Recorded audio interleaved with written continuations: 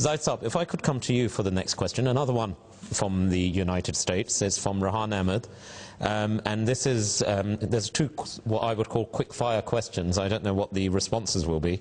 The first one is it justified to use animals for experiments for the benefit of human beings?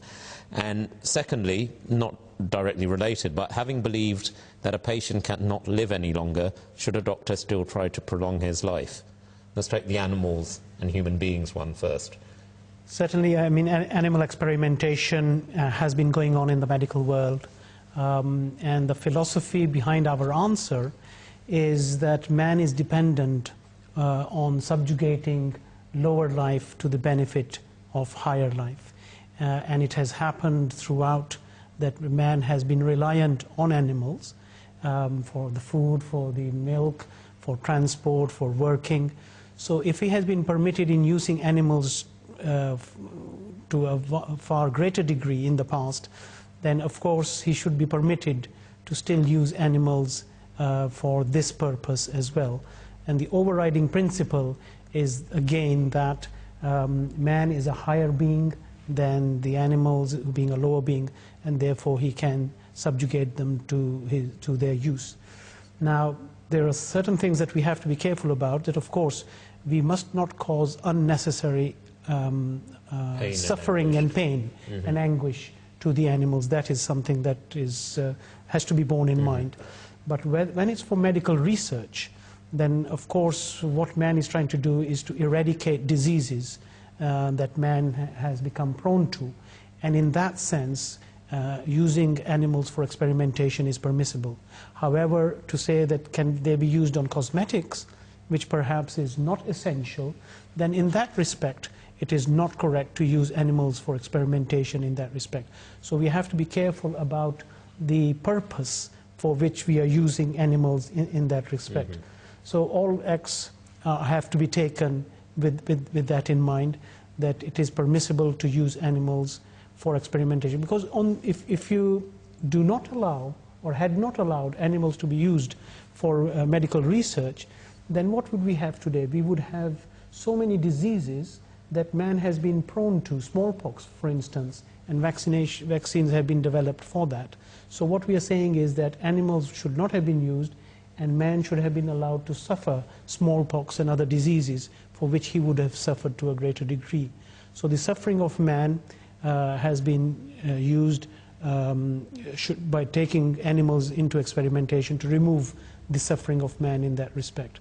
So in that respect, man is permitted to use animals for experimentation. But within defined parameters. Within defined parameters, and of course making sure that we do not cause them undue pain and suffering in that respect. And this other question just about prolonging life, having believed that a patient cannot live any longer, should a doctor still try to prolong his life? There seems to be a bit of a contradiction there in the question. There does, isn't it? I think there are a number of issues that we are finding in the world today regarding this question.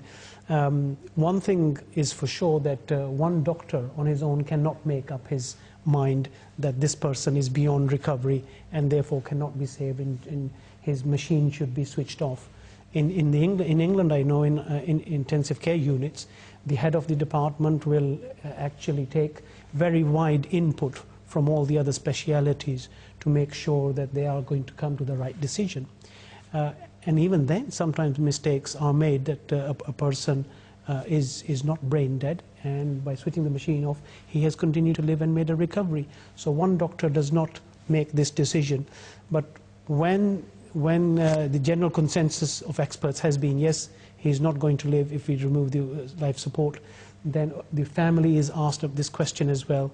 And if there is agreement in that respect, then the life supports are removed, when we know that there is no chance of this person having a worthwhile life afterwards, or a life that is going to be with meaning. But this thing's forever evolving, isn't it, young Yusab? I mean, you know, medicine, science continues, and in a way maybe the two questions are related, that sometimes the, you know, in defined parameters, the experimentation on animals does then provide for the solutions to ills, and, you know, cancer is a very good example, but various forms of heart disease.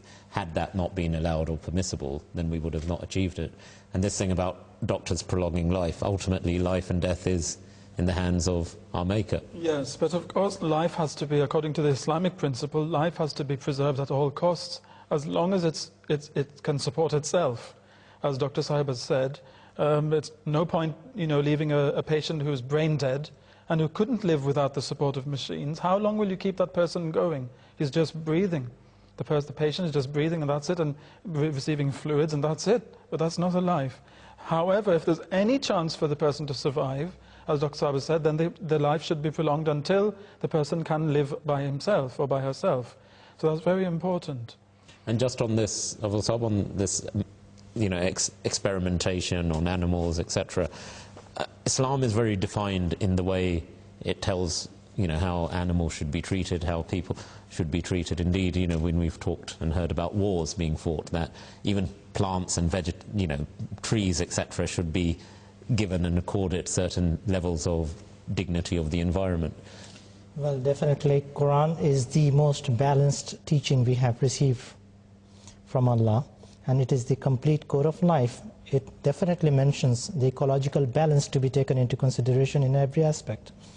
It reminds us when it says, "Wal arda wada'aha lil anam." Remember, O mankind, this world is not to serve you alone.